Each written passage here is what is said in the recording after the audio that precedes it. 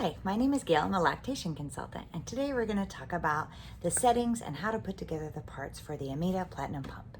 So first of all, you're going to need a couple of things. The pump, and secondly, a kit. We call this a hygienic kit, which just means it's packaged, it's sterile, and this should be in your storeroom. You just go grab it. So once you open that up, it comes with two setups. Basically, you want to pump both sides of the breast, but you don't have to, and I'll show you that a little bit later. It does come with these very large bottles, and so if you have a mom who's pumping in the first couple of days, I want you to grab colostrum bottles. These are smaller bottles, which are particularly designed to collect colostrum, because colostrum is not very voluminous and it's sticky and thick. And so a mom that's pumping on the first couple of days with this big bottle might get discouraged because she might get one drop or no drops or just a couple of milliliters. And in this bottle, it looks like nothing.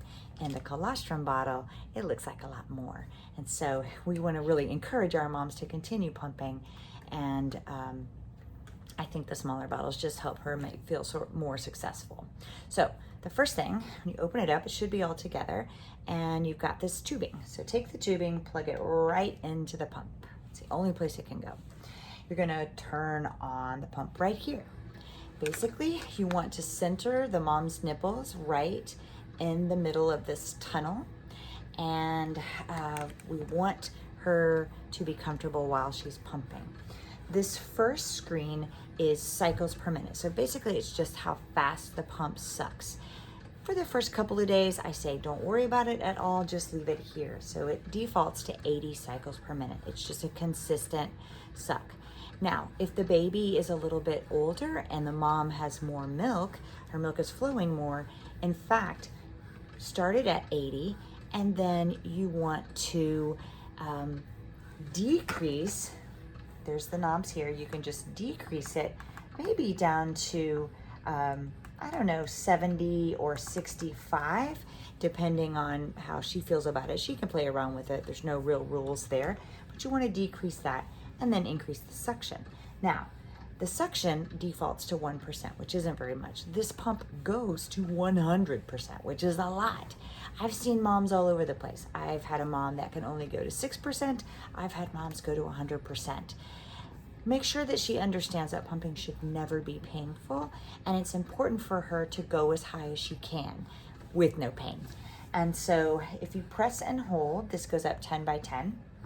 I usually like to start with moms maybe about 20, kind of might gauge to see if she's been trying to breastfeed and her nipples are very sore. You might want to start a little bit lower and then go high slowly. But for the most part, we can start about 20 and see how she feels. You know, check in with her. If she feels okay, then you can start going a little bit higher. The goal is that we go as high as we can with no pain. Reiterate to moms, especially in the first couple of days when they're not getting anything. They feel like they need to increase that suction to where it hurts. They're still not going to get anything. It might even be worse, and it might cause damage to the nipples. So we don't want to do that. She also might be fine at 25 today, but tomorrow she's not so fine. It's starting to hurt. I want moms to reassess every single time they pump so we can maximize milk production. Okay. The third window here is the timer. We want moms to pump 15 to 20 minutes, basically every 3 hours. Now that's sort of a general rule. Moms can play around with that. If that doesn't work for her, then definitely we need to make a new plan. But we do want her to be consistent about her pumping. And it's easy, especially if the baby's in the NICU, because they're very often on a every 3 hour feeding pattern and so, or schedule. So we can say to mom, especially if she's direct breastfeed first and then go pump. So that's great when it's every 3 hours. That'll just kind of keep her on track and hopefully will maximize milk production. So when the mom is done, she can stop. Basically, she will pop off this part. This is the tubing. Only air passes through here. We really don't want her to wash this. She doesn't need to because only air passes. Also, they've made it very hard to get off anyway. I like to keep this with the pump so we don't lose it. Put that on the side. The next piece is called the diaphragm. This also doesn't touch the milk. It might if the mom like spills it or whatever, but she doesn't necessarily need to wash this part either. Put that on the side. Finally, she's gonna open this up. You can, in fact, put a lid right here and store it like this. You can also put one of the bottle nipples, might fit on that. You can feed the baby right away. Or if it's not very much, you might want to get some type of syringe and pull that milk out, and they can feed the baby however we're feeding the baby at that time. So any of those methods is just fine.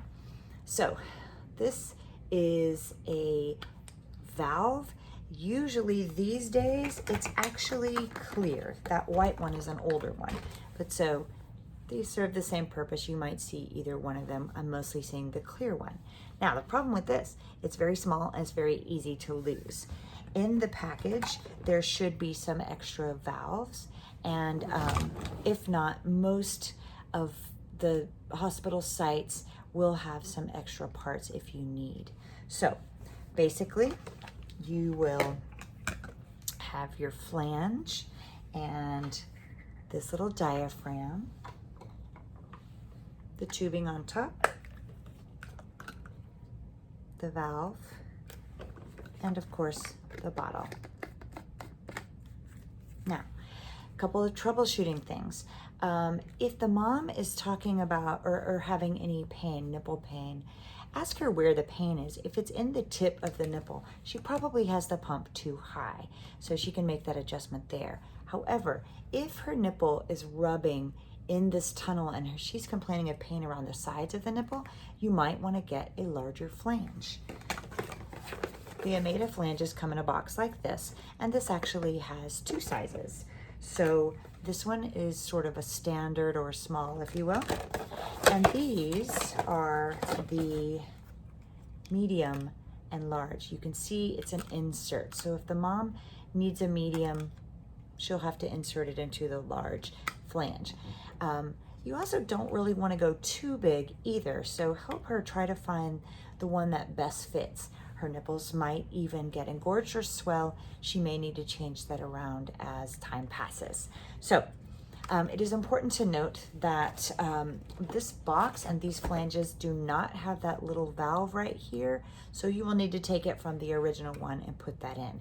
That is the number one troubleshooting problem that I see, is moms say the pump doesn't suck anymore. It's usually because it's missing this valve.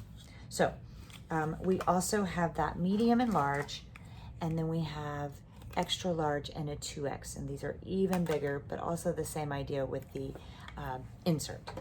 So one point to note also is that we have these volume feeds. These also fit with this very same pump. So this is great, especially if you've got a mom who's pumping a lot and she needs to have some bottles for her home use or even in the hospital. So those work as well. If the mom is wanting or needing a hand pump, we also have this. Now the package looks very similar to the hygienic kit. This is a manual pump, and it just comes with one setup. It looks something like this. So whereas we have the tubing and the diaphragm, now we have the very same parts here. Again, I'll open this up. You've got the valve and the bottle and the flange. That is all the same. But instead of having the tubing and the diaphragm, you will have this little handle. So you're going to take this white piece, slide it right down in the tunnel. I tell moms you want a little tension here. There's a groove right in the center. Just pop it right in there. We want moms to slide their hands straight up and just press and hold. This pump can be really handy. Some moms like this pump even better than the electric pump, but we want to make sure that if she is really needing to pump both sides and pump often, the electric pump is probably the better option for her. So finally, we also carry, this is hard to see here, but this is a package of just the handle. So if the mom already has the kit and she just wants also a hand pump, you can grab just a package of the handle and that's fine. So one last thing that I want to talk about is going back to the electric pump.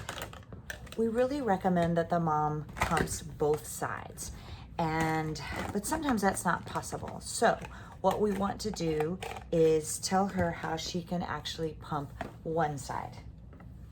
Sometimes moms, it's hard for them to hold both sides because they might have some joint issues or carpal tunnel or something like that. Or she might have very large breasts where it's very hard for her to put both of those flanges on. In that case, you see this valve here, it has a seal. So you're going to take off one side of the tubing and then seal it right up. That way she can plug it in just like she did with the other one, and she'll just take one side and pump. We don't really want to have one side just pulling air. It's so much more efficient and better for the pumper to pump having that one side sealed. So that's going to be important if she does need to pump one side. So I think that's it for today. I hope you're having a great day, and maybe I'll see you soon. Bye.